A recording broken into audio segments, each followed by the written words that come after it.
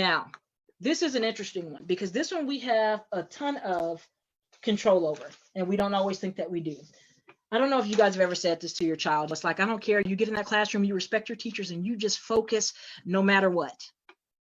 But let us same adults go into a meeting and let us be hungry, or let there be a sound or a bug or these things that are distracting us, and we can't focus at all.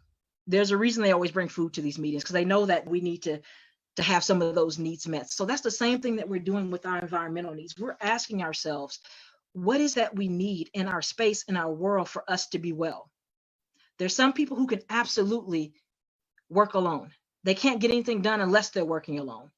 But then you may have someone else who's like, if there's not some sort of ambient noise or another person in the room, it's almost like they can't get anything done because they need that other presence. A lot of times we were just like, you're in your room, do your work, sit at your desk, sit up, and our backs hurting. We weren't designed to sit at desk all day. So they may need to lay on the couch or lay across the bed or listen to certain music so that they can process what it is they're learning. So once again, it's just being sensitive that there's different things that we need. Psychology even bears out, like when you're surrounded by your favorite color, like it just does something to your spirit. I don't know if you've ever just been in a room and it may be like a powder color and it's just depressing and dark and dank, and it's just like I can't focus in that setting. So finding out what kind of lighting your child needs. Do they need sunlight? Do they need fluorescent light or low light? For me, I need the whole room lit up. I just need it lit up. And I'll try and go, my husband is in the office and he's working, I'm just like turning on lights and he's like, I don't need that.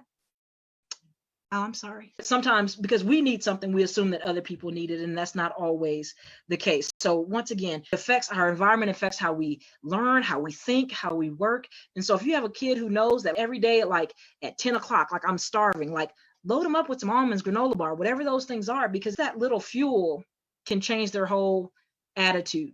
If you have a child who is not a morning person, that is probably not the best time for them to be signing up for a calculus class.